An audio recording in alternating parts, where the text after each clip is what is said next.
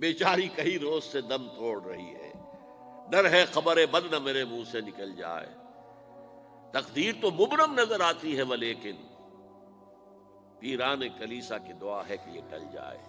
تو پہلی بات میری ختم ہوئی، عالمی نظام خلافت دنیا کی تقدیر مبرم ہے، ہو کر رہے گی، اس میں کسی صاحب ایمان کو کوئی شک، کوئی شبہ، کوئی ریب نہیں ہونا چاہیے۔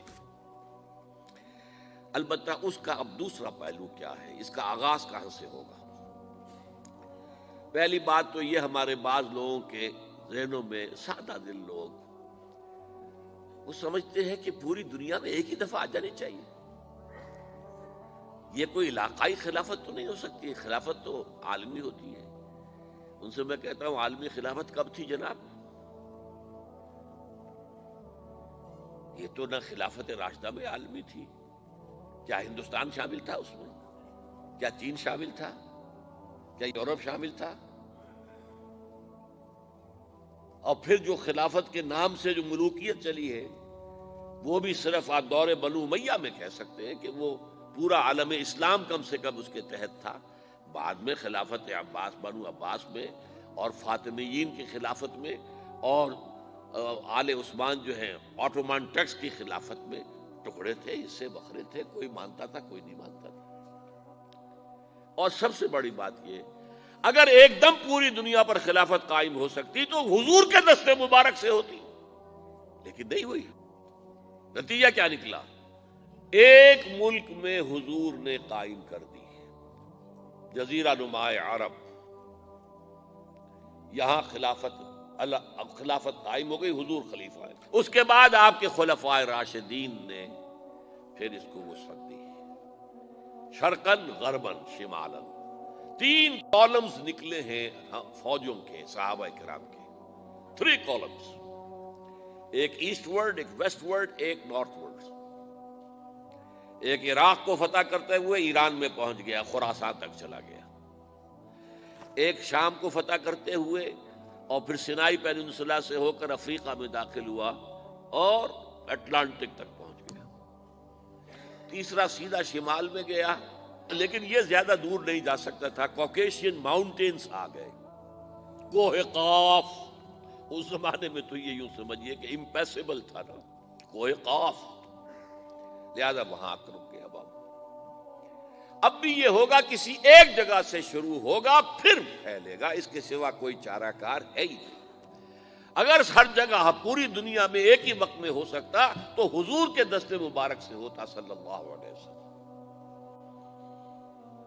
اب وہ نقطہ کون سا ہوگا، نقطہ آغاز کون سا ہوگا؟ اس میں پہلی بات تو میں نے کہا، جو شک کرے گا اس کا پھر ایمان مشکوک ہے۔ ہوگا، لازماً ہوگا، گلوبل ہوگا، پوری دنیا میں ہوگا۔ کہاں سے شروع ہوگا اس میں آپ اختلاف کر سکتے ہیں، لیکن مجھے تو 2 حدیثیں تو ملی ہیں جن سے یہ اندازہ ہوتا ہے کہ یہ اس مشرقی خطے سے ہوگا، عرب کے مشرق کی جانب کسی ملک سے ہوگا، کسی خطے سے ہوگا۔ وہ حدیثیں بھی اب آپ پڑھ لیجیے پہلے۔ پھر میں کہہ رہا ہوں یہ خزانہ ہے جو ہم نے آپ کی خدمت میں پیش کیا ہے، کاش کہ آپ اس کی قدر کر سکیں، یہ حدیثیں آپ کو ازبر ہو جائیں، یاد ہو جائیں، لوح قلب پر نقش ہو جائیں۔ ہندوستان اور خراسان یعنی موجودہ افغانستان کا ذکر ابن ماجہ کی روایت ہے، عن عبداللہ ابن الحارث رضی اللہ تعالی عنہ قال رسول اللہ صلی اللہ علیہ وسلم یخرج ناس من المشرق یؤتئون للمہدی یعنی سلطانہ، یعنی سلطانہ، دونوں طرح سے پڑھ سکتے ہیں۔ حضرت عبداللہ ابن حارث فرماتے ہیں رضی اللہ تعالی عنہ کہ حضور نے ارشاد فرمایا، مشرق کی طرف سے وہ فوجیں نکلیں گی، لوگ آئیں گے جو عرب میں مہدی کی حکومت قائم کریں گے۔ یہ مہدی کون ہوں گے اس کا ذکر میں ذرا بعد میں کروں گا، لیکن نوٹ کر لیجئے کہ مہدی سے پہلے لازماً کسی مشرقی علاقے کے اندر وہ نظام قائم ہو چکے گا، تب وہاں سے فوجیں آئیں گی نا۔ یہ مشرق کون سا ہے؟ عرب کے مشرق میں آپ چلیے، ایران بھی آ جائے گا، افغانستان بھی ہے، پاکستان بھی ہے، اور اگر اسے اور توسیع دیں تو ہندوستان بھی ہے۔ یہ ہے عرب کا مشرق، اس سے فوجیں جائیں گی۔ اس کا کیا مطلب ہے کہ اس میں سے کسی جگہ پر نظام خلافت پہلے قائم ہو جائے گا، تاکہ وہاں سے فوجیں جائیں گی جو جزیرہ نما عرب میں حضرت مہدی کی حکومت کو قائم کریں گی۔ اب دوسری حدیث سنیے، یہ سنن ابن ماجہ کی حدیث تھی جو میں نے آپ کو سنائی، آپ نے پڑھی۔ دوسری، عن ابی ہریرہ رضی اللہ تعالی عنہ، یہ ترمذی شریف کی روایت ہے، قال قال رسول اللہ صلی اللہ علیہ وسلم یخرج من خراسان رایات سود لا يردها شیء حتی تنصب بإیلیا۔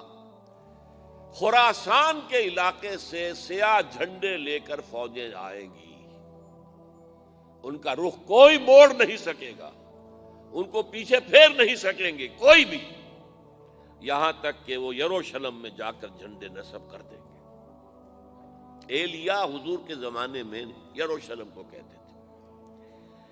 یہ یروشلم تھا جب حضرت سلیمان کی حکومت تھی، اور یہاں پر معبد سلیمانی، ہیکل سلیمانی قائم ہوا، پھر یہ یروشلم ہی رہا ہے تاریخ میں، یہاں تک کہ سن 70 عیسوی میں جب ٹائٹس رومی جنرل نے اس کو گرایا، ختم کیا، سیکنڈ ٹیمپل گرا دیا، اور یہاں سے یہودیوں کو کہا نکل جاؤ، یہاں سے کوئی یہودی باقی نہیں رہا، تب بالکل تہو بالا برباد کر دیا۔ اس کے کوئی 150 سال بعد ہیڈریان، رومن ایمپرر ہیڈریان، اس نے پھر دوبارہ آباد کیا اس شہر کو۔ 150 سال تک یہ بالکل بنجر اور بالکل غیر آباد پڑا تھا۔ اب ہیڈریان نے جب آباد کیا تو اس کا نام ایلیا رکھا، اب یروشلم نام نہیں تھا۔ تو حضور کے زمانے میں پھر اس کا نام ایلیا تھا، اور اب اس سے کیا معلوم ہو رہا ہے کہ یہ یروشلم مسلمانوں کے قبضے سے اس وقت نکلا ہوا ہوگا۔ ایک دفعہ پہلے نکلا تھا، سن 1099 عیسوی میں مسلمانوں کے ہاتھ سے نکلا، کروسیڈرز، عیسائیوں نے آ کر اس کو قبضے میں کیا، لاکھوں مسلمانوں کو مارا، قتل کیا۔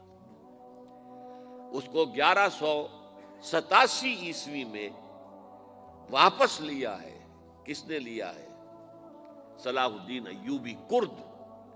عرب کھوکھلے ہو چکے تھے، عربوں نے کھویا، واپس نہیں لے سکے، بہت حکومت کر چکے تھے، 400-500 برس کی حکومت کر کے، اور ان کے عیش اور ان کے آرام، اب ان میں جان نہیں تھی کہ وہ واپس لے سکے۔